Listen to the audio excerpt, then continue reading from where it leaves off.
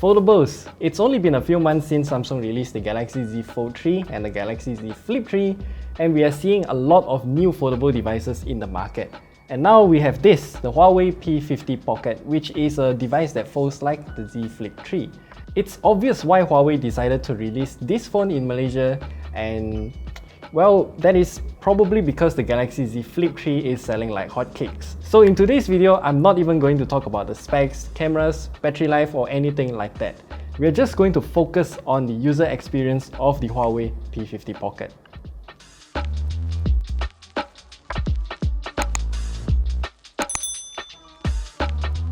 The Huawei P50 Pocket is a rather unexpected phone, honestly. They've been doing the Mate X series for like about 3 years right now, and suddenly, wham, we get a new clamshell folding phone. And I have to say the design of the Huawei P50 Pocket is actually quite good. It's a lot thinner than the Galaxy Z Flip 3, and when you're comparing it with the thinnest point, it's also very thin right here.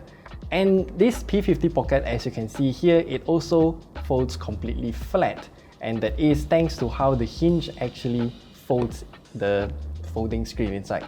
But we'll get into that later. The texture of the P50 Pocket is something that I don't really have any comments about. The white color comes with a texture that is best described by a friend of mine who said that it has a waffle texture. And the gold color version of the Huawei P50 Pocket though, it kind of have like a leaf vein texture. Either way, they both have a dual circle design that is reminiscent of the Huawei P50 Pro that we reviewed earlier. Check it out at the top right corner there. And one of these circles is a 1.04 inch OLED screen with a resolution of 340 by 340 pixels. And it's rather similar to how a smart band screen will look like. Now, in terms of its accessibility and also the features available with this little circular screen here, it's pretty simple. So we can read some notifications by swiping down, and then control music by swiping here, and then some other widgets on this side here. It's very minimal, and I would have to say in terms of utility, the Huawei P50 Pocket's cover display here is not as good as the Samsung Galaxy Z Flip 3. And that is because of two things. Firstly, the Galaxy Z Flip 3 doesn't waste as much space as this part here.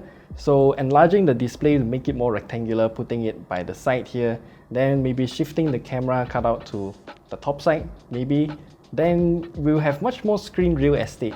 So that would offer much more utility rather than just this circular screen.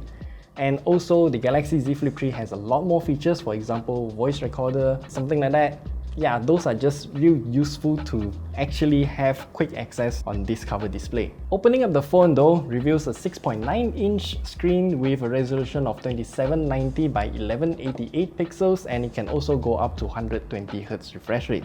Now, I was immediately impressed by the Huawei P50 Pocket when I unboxed it, because this crease here is, how do you say this? It's pretty much non-existent thanks to the aforementioned teardrop hinge mechanism. And I mean, I can brush my finger through it and I can barely feel the crease. It's much better than the Galaxy Z Fold 3's crease that I'm using here. As you can see, this crease is pretty much really obvious and I can feel the depth, but on this one, it's not that obvious. But when the reflections are caught on the Huawei P50 Pocket's crease though, we can see a bunch of hills and valleys at the center of this display here. And another thing that I immediately felt is that the Huawei P50 Pocket doesn't seem to open completely flat. Each time I open it, I just feel like the screen is slightly curved inwards. And I thought I was crazy until I passed this device to Mr. John, and he said the same thing as well. So I'm not sure if this can be fixed, but it is something distracting enough that made me realize and identify that this is indeed happening. The hinge itself though is also very floppy, as you can see here. There's no camshaft mechanism like the Galaxy Z Fold 2 or the original Galaxy Z Flip from last year. No, 2020. Yeah, 2020. So you see, the Galaxy Z Fold 3 has this kind of mechanism that locks the hinge in place, so you can use it like a built-in tripod, or maybe you just want to use it as a built-in stand to attend Zoom calls or something like that. That is a very handy feature for me personally, but too bad that the Huawei P50 Pocket doesn't have anything similar. So yeah, this is the most you can get. And then anything after that, whoop, It's just real floppy. And with that said, the Huawei P50 Pocket is also rather lacking in terms of its software. And since this hinge is rather floppy and it doesn't lock in at any angle, they don't have any feature like Samsung's Flex Mode, for example. So no apps can be used in this split screen situation. Well, there is a mode that you can manually split the apps into two parts. For example, I have this calculator app, and then I can just, let's just say I move the browser to the bottom. There we go. This is the most that we can do in terms of multitasking. It's actually available on any other Android smartphone since this feature is built into AOSP itself. But one thing that I kind of got triggered by is that, you see this middle split here, we can't adjust it to match it up with the crease. So each time I fold it like this, it's kind of triggering my OCD. Why?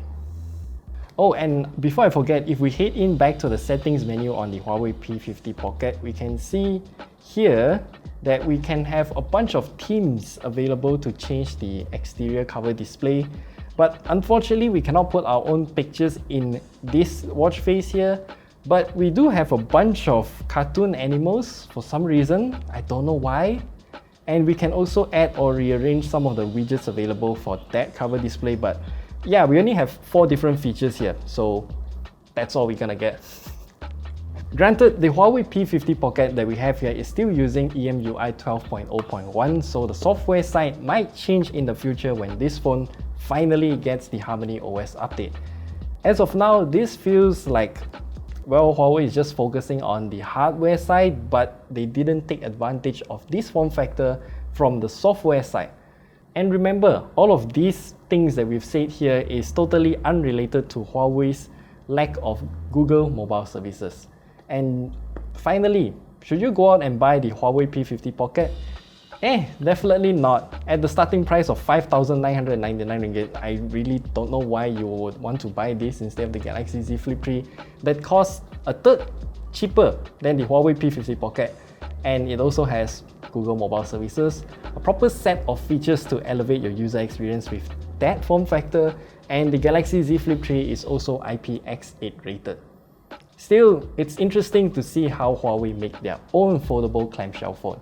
So yeah, this is the Huawei P50 Pocket, and it's been an interesting perspective in terms of how clamshell phones should be.